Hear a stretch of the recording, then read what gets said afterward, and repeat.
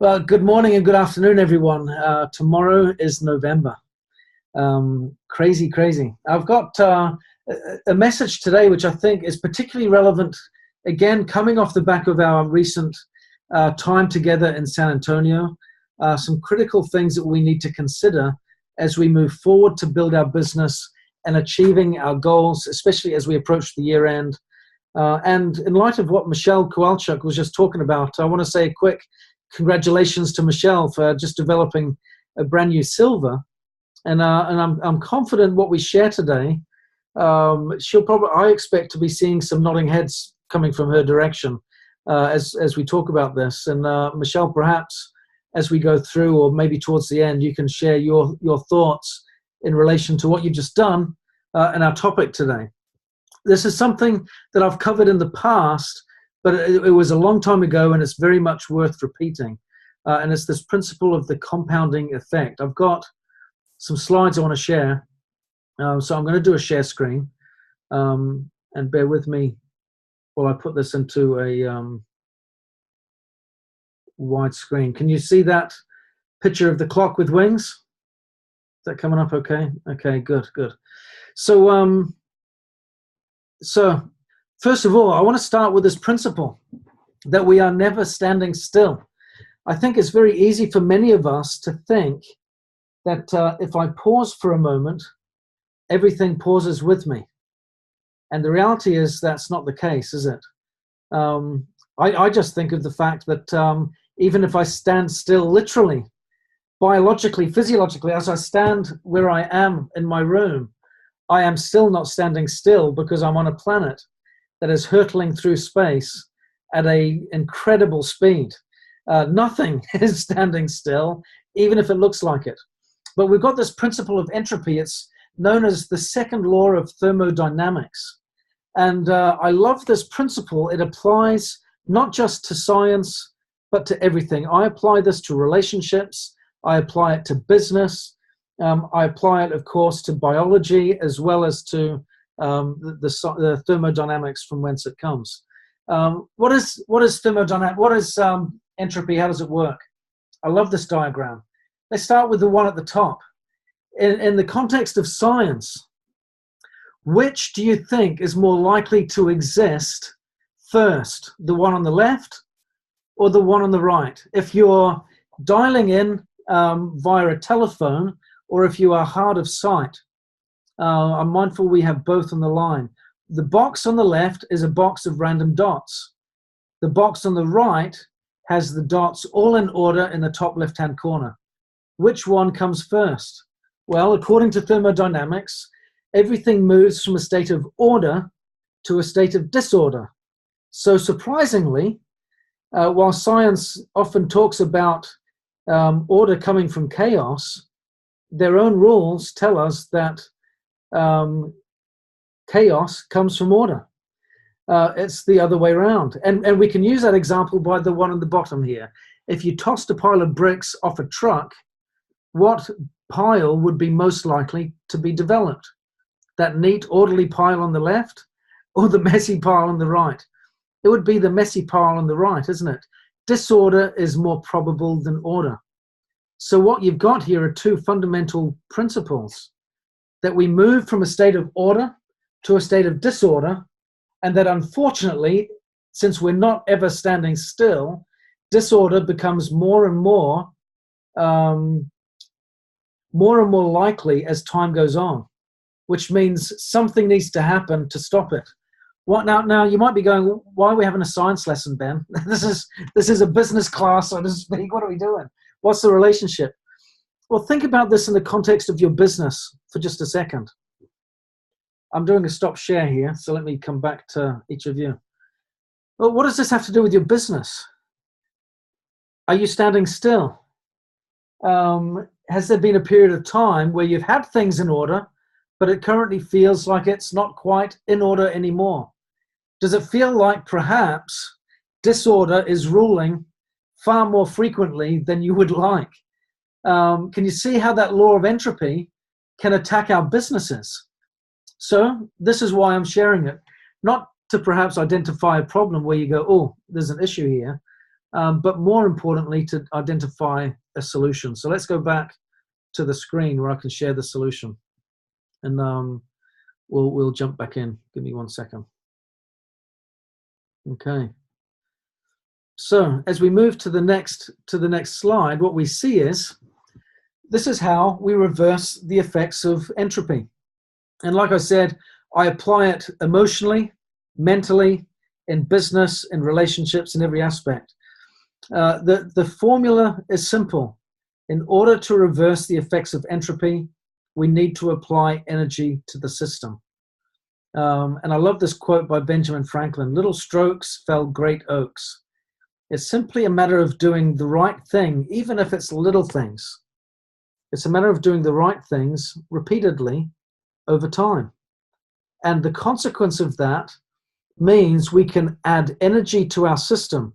That system can be in scientific terms in thermodynamics, where they first introduced the law of entropy, or it might be in a relationship where you feel, oh, I think we've fallen out of love. What do we do? Apply energy to the system. Start working on it. It will reverse over time. My business is getting a little chaotic right now. I need to kind of pull things together. What do? Apply energy to the system. Let's start over time reversing that effect. What we do notice is that the arrow of time continues in one direction, and it doesn't slow down or speed up for anything. It is consistent and it moves forwards in one single direction only. Always has done, always will do. So I think it's really important for us as we look to build our business that we recognize the value of time as a friend and start putting energy in the right way, in the right places. Now, I love this story from Greek mythology. Sisyphus. We've heard of that kind of Sisyphean kind of activity. Sisyphus was a bit of a mischief maker in Greek mythology. And as a consequence for that, and because of his deceitfulness and some of his lies that he told, he got given a terrible punishment. And his punishment was this: he would wake up in the morning and he would have the responsibility of pushing a huge boulder to the top of a hill. It would take him all day to do it. And as the evening approached, he would reach the top of this hill with this huge boulder, only for it to reach the top and then roll back down to the bottom at the end of the day. He'd then go back down, go to sleep, wake up, and he'd have the same activity the next day, and the next day, and the next day. And this was considered a form of torture. Would you consider that torturous? To have that Sisyphean responsibility of pushing a boulder up a hill every day to make no progress whatsoever?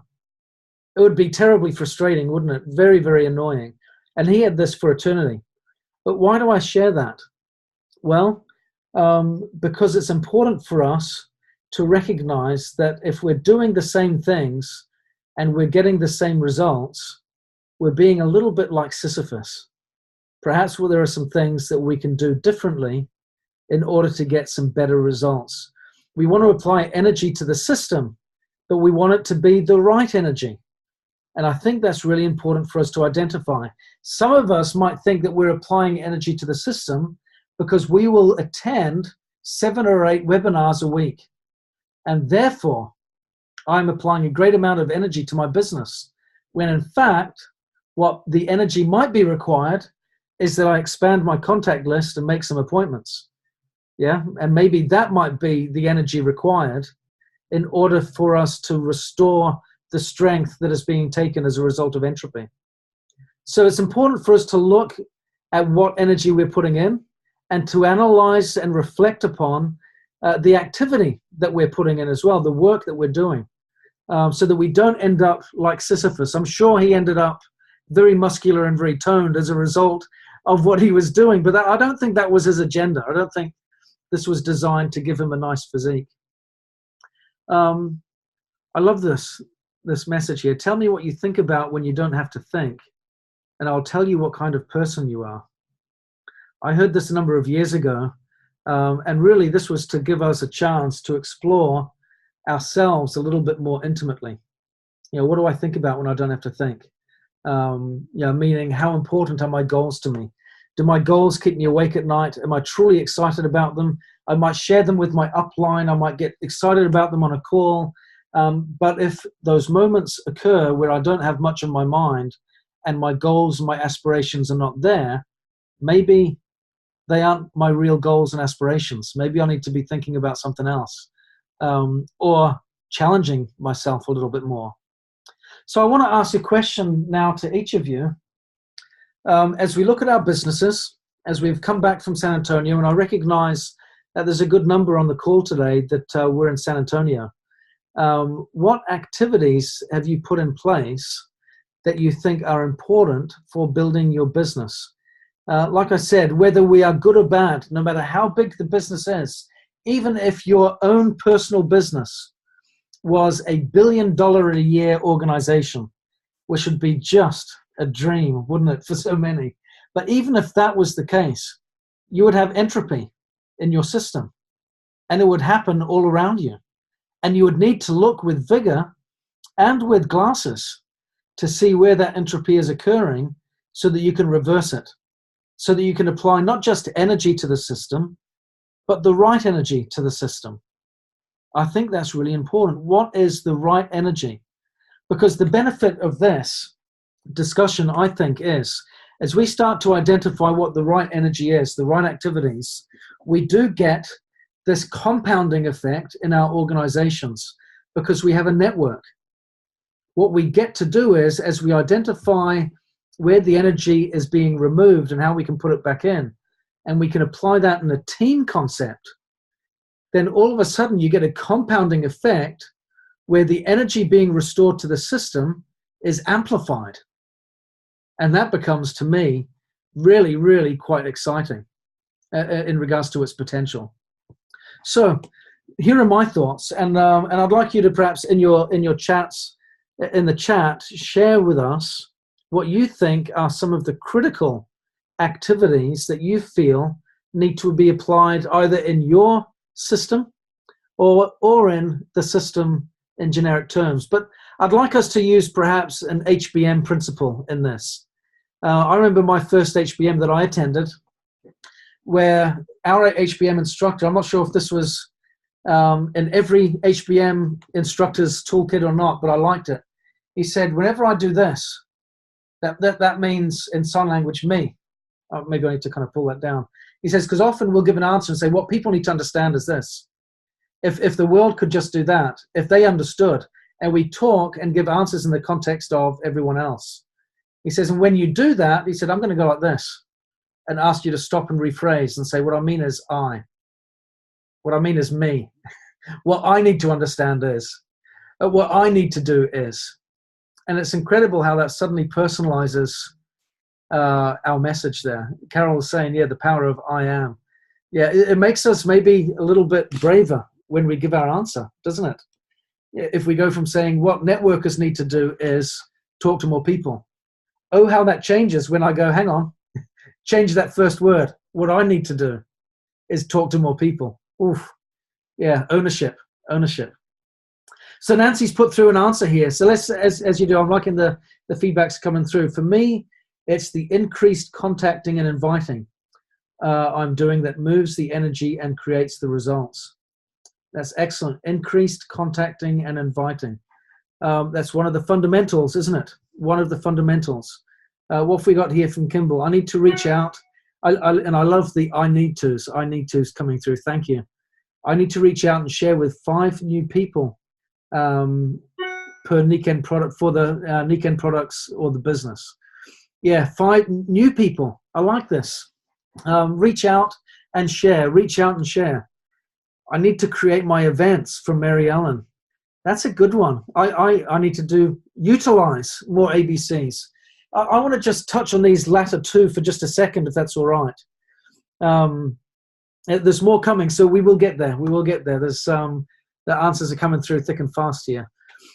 Creating events, capitalizing on ABCs. I want to touch on this for just a second. And I want to use, again, this example. I do this call on Tuesday afternoons for my UK group. I say it's for the UK group. If it coordinates with your schedule, of course, you're welcome to join. It's at 12:30 UK time. You're only invited if you have a prospect. If you don't have a prospect with you, you're not invited. But we have a few people that joined. Today was great. I've got, let me read out a message that I got today as a result of this ABC, because that's effectively what it is. I'll do a business preview for anyone that's got guests that they're working with. Nikki Edgell, so I want to give praise and recognition to Nikki here from the UK. Got a message from her at 10 to 3 this afternoon, a couple of hours after our ABC. Just signed up, Amy. Thank you for the call today, Nikki. And when we use ABCs, results happen, and they seem to happen faster. I have seen and witnessed myself a much higher conversion rate. A much higher conversion rate in people that hear the message in an ABC to simply a one-on-one. We need to use these. And yet, I also hear, frustratingly, diamonds and royals that have come to me in frustration saying, why aren't I getting used? Yeah, I'm available, but no one's asking me. So let's ask. So I want to stress that. Those ABCs, very, very important. We've got a lot of willing people to utilize these tools, and they work well. It always, the conversion rate is phenomenal. Also, to Mary Ellen's point, creating your own meetings and events, having that schedule, I think, is really important, especially if we're starting with in-homes, because there are a lot of people where that is where the starting point is. We need to have those weekly in-homes that lead to the monthly meetings, that lead to the bigger events, and so on. That schedule works. And I would add to that, we keep doing that until we find our business partners. This is a process of casting our net out and coming in and seeing what we're getting and filtering. A big task for many of us is not the recruitment, it's the filtering that happens afterwards. When we can identify, is this person a happy retailer? Are they someone that just wants to have a community to hang around with and belong to, and that they'll buy from us every now and then and that's it? Or are they an ambitious business leader? Are they a teammate? Are they one of my lieutenants? Where are they? We cast our net, we recruit, we filter, we see where they are, and we do that until we find just that core few where we team up with and we partner with and we run together with. Until we've got them, we need to keep on casting the net, pulling it in and filtering. Maggie McGee is saying, I need to sharpen the saw, the subconscious. That's interesting there. Maybe, Maggie, do you want to just unmute really quickly and give us some thoughts on that and elaborate just a little bit?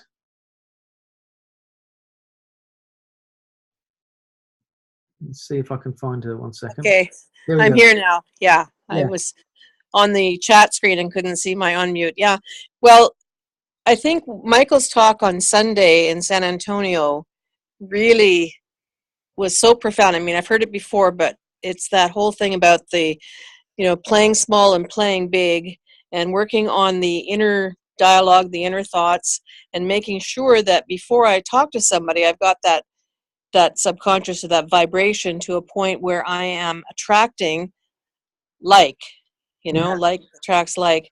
And so if I go out and just become a talking head, I'm not that effective. But if I'm really in the energy of the universe and love and all of that, I have way better results. So it's a step that it's easy to omit because we're so focused on contact and invite, ABCs and follow-ups, which are all important. But if we're not in the right vibration, they're not as effective. That's right. And that's really, really true. If you're, I notice it as a very obvious example. Because, it always helps if you have obvious examples to highlight the point. But I noticed early on as a dad, when I'd come home from work stressed, my kids would suddenly be stressed too. Yeah. And if I came home and was full of life and energy and so pleased to see them, they would reciprocate. Our emotions are contagious. And that's what that law of attraction is really all about. Emotions are contagious. And that's scientifically proven that. Our emotions are open loop systems. of necessity to perpetuate the human race. And so if we're not in that right frame of mind emotionally, it will radiate out with our prospects, with our customers, with our business partners, and so on, and will have an impact. So you're absolutely right there.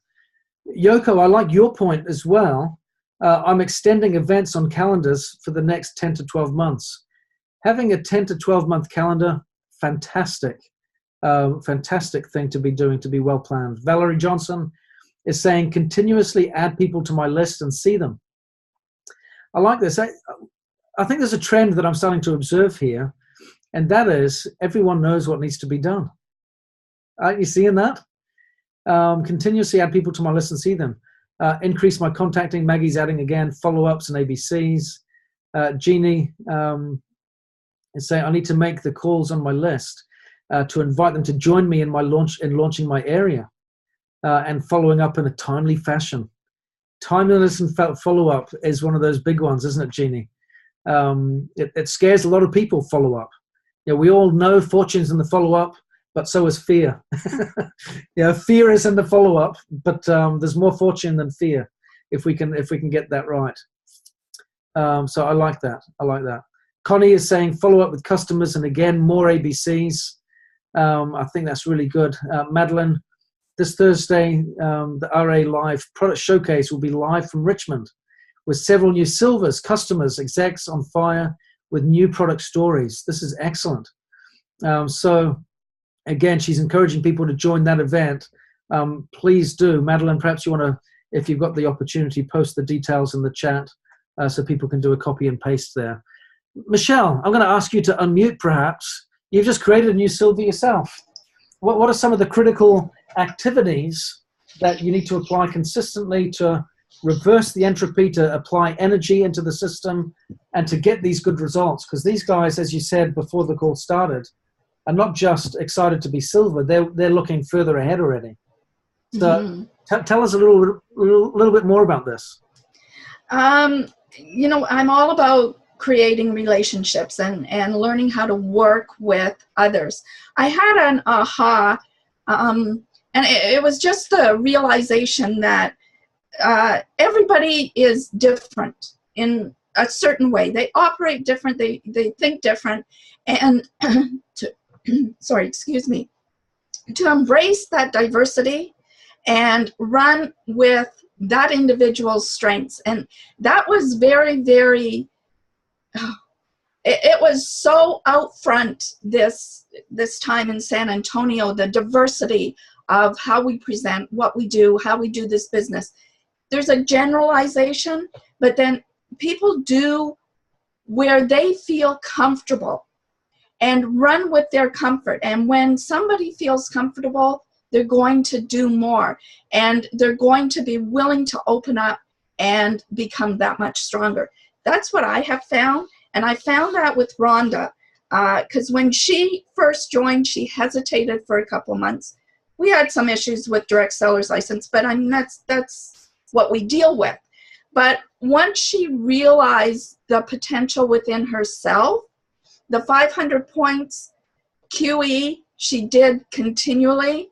She went executive, and then the next month she went silver. And we did tap into the incentive, definitely. That was huge. Why not? Yeah. And now that she's seen the potential within herself, she's willing and ready to move forward. That's exciting. Yeah, excellent, excellent. I love that. And that's one of the reasons why we want to encourage people, again, as they apply energy to the system, their confidence in their capacity to do that well increases, and it becomes a virtuous circle, which means we grow stronger in our ability and our confidence, and they both bless and benefit each other as a result. I want to encourage everyone. We all know, I love the amount of chat that came through today. We all know what energy needs to be applied to our systems in order for our businesses to do better. And as we can all see from the calls, the comments today, what seems to strike me the most is that the energy, the right energy that needs to be applied comes down to the basics. Reaching out to people on our contact list, doing ABCs, following up in a timely manner, and doing the local launch activities to help us grow. I like what Michelle said as well at the end, and I'll conclude on this point as well. As we do that, we want to appeal to the unique qualities of each person that we're talking to, recognizing that diversity is a gift. It truly is. We don't want every human being in the world to be exactly the same. We don't want to be clones. We want to have the freedom and flexibility to be our own person and to show off our own colors. And I think that that's important, that we have the freedom to do that in our own businesses, and that we respect other people's ability to do that as well. So with that being said, help those people that you're working with find what makes sense to them, and then work with that and appeal to the good in them and bring the best out in them. As we do that, I think they'll have a much more enjoyable experience, and we can have much more success as a result. And again, some of the best successes are, of course, the fulfillment of the cause, where people achieve balance through those 5 pillars. And they won't get that balance in the 5 pillars if we're trying to help them be someone they're not. That's not the way it works. So thank you all very much. Much love to everyone. And again, on this Thursday, again, we do have the link here to this great event taking place at 5 p.m. Pacific time, or 8 p.m. Eastern time, with lots of special guests joining us on that call. So please be sure to join in with Madeline and the team there. Thank you all very much, and we'll speak soon. Bye-bye, everyone.